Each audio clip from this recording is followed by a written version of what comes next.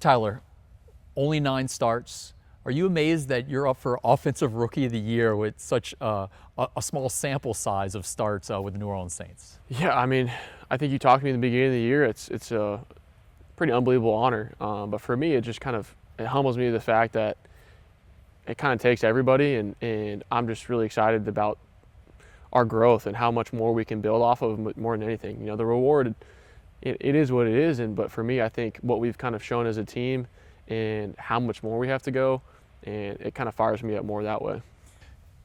The award ceremony is next Thursday, NFL honors. Drew Brees could find out that night he's going into the Pro Football Hall of Fame. How cool is it that you're going to be in that building? He's a Saints legend. You're the starting quarterback for the New Orleans Saints. That experience has got to be going to be awesome. I mean, you said, I think just to be in the building, that's pretty sick, and there's no comparison to him at all, and I think to even be able to kind of talk to him and learn from him, and it's an unbelievable honor. So I know he's going to get in, and yeah, I think it's just an exciting moment for him and his family and the entire fan base, just because of everything that he's done and been for this city. You've been in this city this offseason. You only had 9 starts. The fans say, what could have happened if you'd have been on the starter all season? Or that's just, in the past, you got to move on there. What do you think it was a perfect amount, the 9 starts that Coach Moore had for you?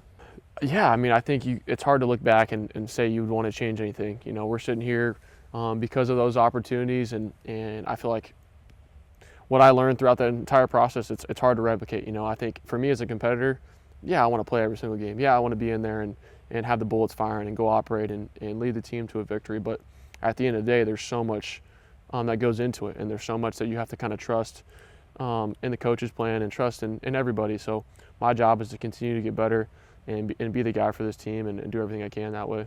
The Seahawks and Patriots didn't make the playoffs last year, and now they're in the Super Bowl. Obviously, y'all didn't make the playoffs this past year. Does that kind of give you some optimism that the Saints had their quarterback in place? Now they just got to build some more pieces around you. Are you excited about the possibility of seeing what happened with the Seahawks and Patriots, that maybe that could be the New Orleans Saints in 2026?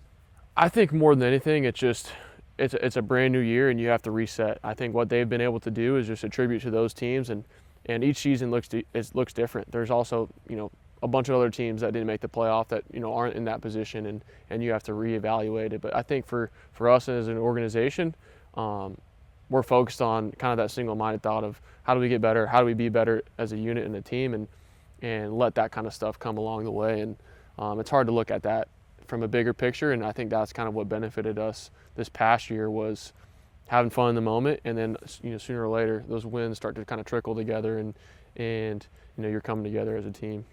I know you talked to Drew a lot. You got his expertise on being in a parade. He was the king of a parade. You're the grand marshal coming up at Pygmalion. Have you got any pointers from him about how to go through this day? Yeah, I think the biggest thing is don't run out of your throws too early. You're gonna want to feed everybody. You're gonna want to do a bunch of stuff. So he said you got to spread it out. That's what everybody's saying. You got to spread out, some other stuff too that you might be consuming and doing everything. And so I'm excited. I'm excited to be it's an unbelievable honor, and I think. Everybody asks me whenever you first get here, that's all everyone talks about other than Saints football season is, have you done Mardi Gras? Have you been able to do that? And so yeah, I mean, I'm happy to be here and happy to be a part of it. And what a great group.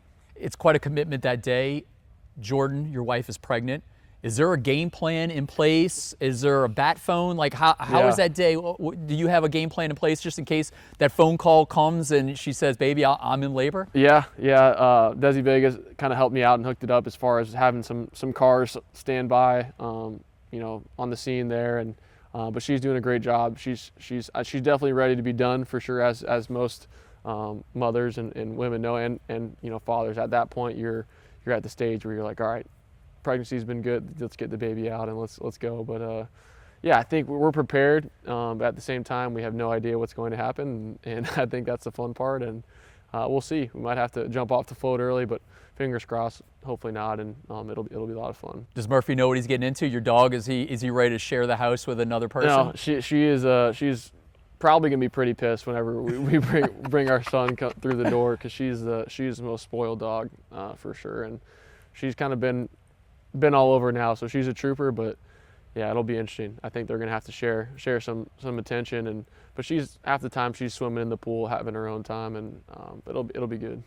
You've been here this whole off season. Are you considered now almost a local? Or people that are coming to New Orleans, are they asking you for advice of what to do in the city now?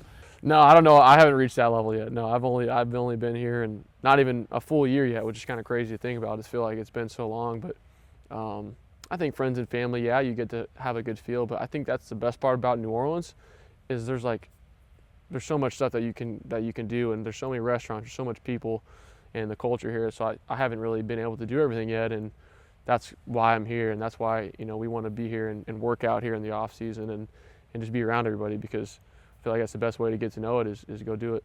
Final question. In the off season, you don't have to watch your diet every single day. People joke with me when I run every morning. I'm not running to be in like a marathon or a race.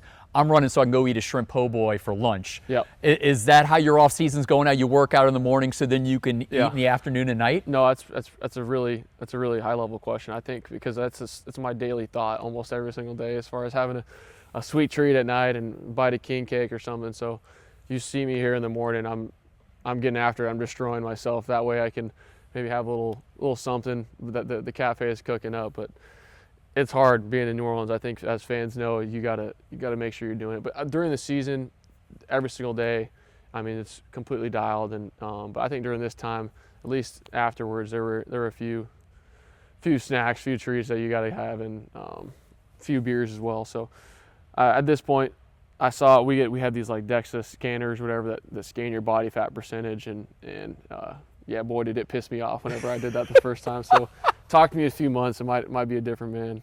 I will, for sure. Thanks for your time, Tyler. Yeah.